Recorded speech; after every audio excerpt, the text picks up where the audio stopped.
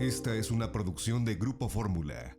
Doctora Amparo Espinosa Rugarcía, presidenta de la Asociación Civil por el Derecho a Morir con Dignidad.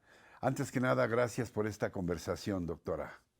Gracias por la invitación, Ricardo. ¿Por qué morir con dignidad es un derecho de los seres humanos? Y dígame si morir con dignidad equivale a la eutanasia, a la muerte asistida o al suicidio. Bueno, ese es tal vez el primer punto. Morir con dignidad, normalmente el común de la gente lo toma como tener el derecho a optar por la eutanasia legalmente. Sí. Y también lo toman como que ese derecho se haga extensivo a que tú puedas quitar tu propia vida. Y creo que, no, bueno, no es equivalente para mí, desde luego. Tal vez siempre hay varias definiciones. Morir dignamente es como que tú tengas diferentes opciones para morir y sobre todo morir sin dolor, que puedas tener la opción de no tener dolor, para mí.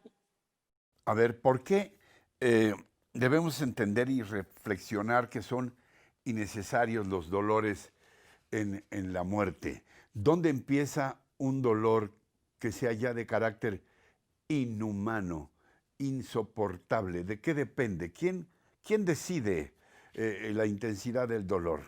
Es que el dolor es un misterio. Hay personas que tienen dolor por una cosa y otra persona puede padecer de lo mismo y no tiene dolor. Entonces, tiene esta parte muy subjetiva y misteriosa. Lo que creo que hay muchos dolores que son comunes el dolor es común a todas las personas y que sea insoportable, que tú ya no puedas con él, es la característica que yo creo que hay que tratar de paliar, de evitar. Y en nuestro país considero que hay muchas posibilidades de mejorar el dolor. La gente muere con mucho dolor. Conseguir fármacos luego es difícil, luego es caro. Nuestra organización está como enfocándose mucho a ese primer punto de concientizar en la necesidad, bueno, de tener acceso a fármacos baratos, si es posible gratuitos, porque se muere. Si te revisas los casos de muerte, el común denominador es que es con mucho dolor, peregrinajes para conseguir pastillas, los doctores no saben qué aplicar, en muchos casos, en muchos claro que sí, pero creo que ahí hay una área de mucha oportunidad, en el Eh, dolor precisamente. Perdóneme, créame que esta pregunta está muy lejos del morbo, pero ¿cómo se puede morir con dignidad cuando ya el dolor es muy grande, cuando ya no hay alternativas, cuando una persona está desahuciada o cuando ya su propia dignidad está en juego? ¿Cómo Sí. morir con dignidad? ¿A qué se refieren? ¿A dejar de tomar medicamentos? ¿A tomar algún medicamento que acelere la muerte? ¿A qué nos referimos? Morir como tú quieres morir. Hay muchos mártires que mueren con mucho dolor y morían muy dignamente porque morían por su causa.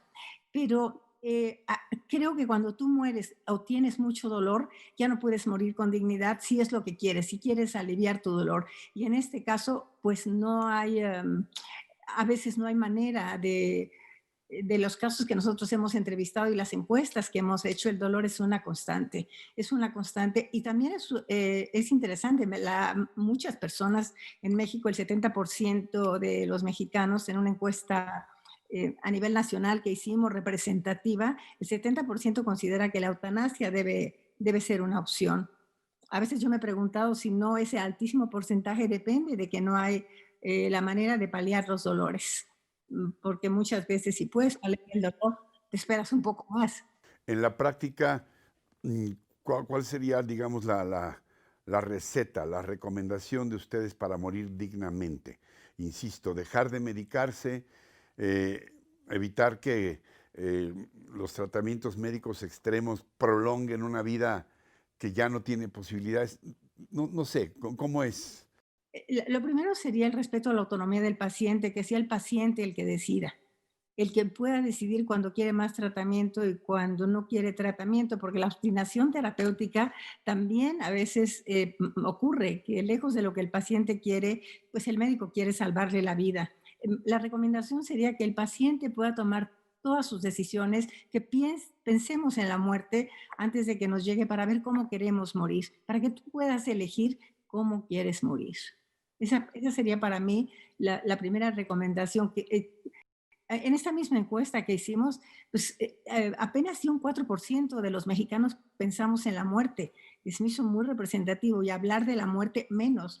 O sea, creo que ahora con la pandemia bueno, si se puede hablar de ventajas, lo que está pasando es que hay una conciencia mucho mayor de la muerte, de que tenemos que pensar antes en la muerte y proveer de los recursos para morir mejor de lo que morimos los O mexicanos. sea, tenemos un desdoblamiento de personalidad ahí.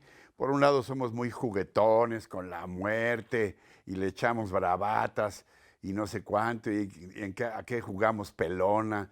Y por el otro lado, en el fondo sí tenemos mucho miedo a la muerte. Si tomas como una referencia que no nos preparamos para morir, pues yo creo que es el miedo, muchísimo miedo a la muerte. O sea, no firmamos voluntades anticipadas, no firmamos testamento, no presionamos a las autoridades para que las unidades de cuidados paliativos sean extensivas en todo el país. Hay muy pocas unidades, para mi gusto, de cuidados paliativos en los hospitales y mucho la población no lo tomamos no tomamos en serio la muerte y no. Estas son muchas de las consecuencias, no poner presión para las autoridades. A propósito de consecuencias, ¿cuáles son las consecuencias de alguien que por desgracia está ya condenado científicamente a muerte? ¿Cuáles son las consecuencias para su entorno más cercano, para la familia? ¿Qué tanto la familia también se muere un poco con quienes están, por desgracia, condenados a este capítulo final? Yo en varias de las entrevistas que hemos hecho, las personas que nos han contado sus historias, hay mucha negación de parte de la familia y los enfermos o la persona que está en estado terminal se encuentra muy sola. Nadie le quiere hablar de la muerte. Estoy pensando en un caso de que la abuela tenía un cáncer terminal, fue un peregrinaje por todos los hospitales, no, esto fue hace, no, antes de la pandemia, ¿no? No encontraron médicos que le dijeran nada, no le daban un diagnóstico, llegaban a su casa y la dejaban aislada a la señora. No le querían decir, la palabra cáncer estaba prohibida en esa casa, no le querían decir y se estaba muriendo la señora. Entonces, yo creo que hay mucha soledad en los muertos por la negativa a enfrentarnos a algo que nos llega a todos, ¿no? Pero no es una contradicción porque también a veces los parientes no quieren dejar morir a alguien. Sí, ahí también, bueno, yo soy psicoanalista, entonces ahí habría que ver por qué, ¿no? Porque puede ser hasta por culpa de que lo Sí. quieren, creen que lo hacen muy bien, no dejándolo morir. Pero creo que esto está cambiando, está cambiando. Acabamos de, a partir de la asociación, convocamos a cineastas que produjeran documentales acerca de esto, y hay documentales muy interesantes sobre esto que reflejan, son cineastas jóvenes, cortometrajes, con Sí. una concepción distinta de la muerte a la que tenemos nosotros ya, bueno, yo más adulta, ¿no? Adultos mayores. ¿Qué tendríamos que hacer en el país? ¿Tenemos el suficiente conocimiento de la bioética, la ética que tiene que ver con la vida y con la muerte? ¿Las leyes están acordes para evitar estos sufrimientos extremos? Yo creo, bueno, está empezando a verlo. Muchos hospitales tienen unidades ya de bioética, o sea, comités de ética, donde valoran al paciente y aquí es la responsabilidad de los mismos pacientes que hagan sentir lo que ellos quieren. En México tenemos además las familias, porque tú puedes escribir tu voluntad anticipada y pues luego los hijos no se ponen de acuerdo y no quieren que te vayas. Entonces la concientización, me parece a mí, a través del cine, pláticas como estas, creo que es la primera tarea en ese sentido.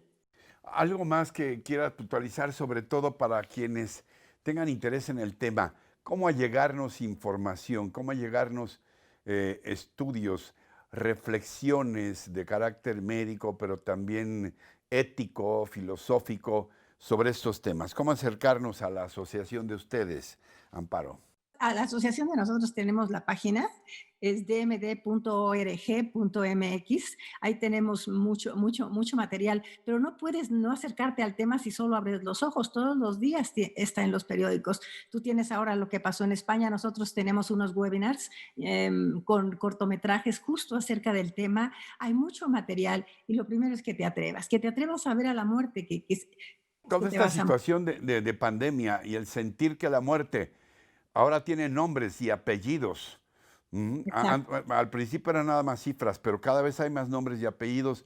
¿Está cambiando nuestra concepción sobre la muerte, Amparo? Yo creo que sí, está habiendo más apertura, hay mucho más material, la gente está escribiendo. Bueno, yo me metí a un máster en bioética, bueno, eso ya hace como 5 años, pero de todas maneras, por mi propia conciencia, a mi edad que no había cuando yo era joven, ¿no? Entonces, tú ves que se discuten las cosas, la cosa de los respiradores al principio. Hubo esta cuestión de que las personas Sí, adultas mayores eran los últimos y la gente reaccionó en contra de eso, hubo mucha sí. reacción de parte de todos. Bueno, pues estaremos con este espacio abierto. Gracias por tu confianza para platicar con nosotros. Amparo Espinosa Rugarcía, doctora, presidenta de la Asociación Civil por el Derecho a Morir con Dignidad. Gracias. Estamos en contacto. Muchas gracias a ti, Ricardo. Encuentra más contenido como este en radioformula.mx.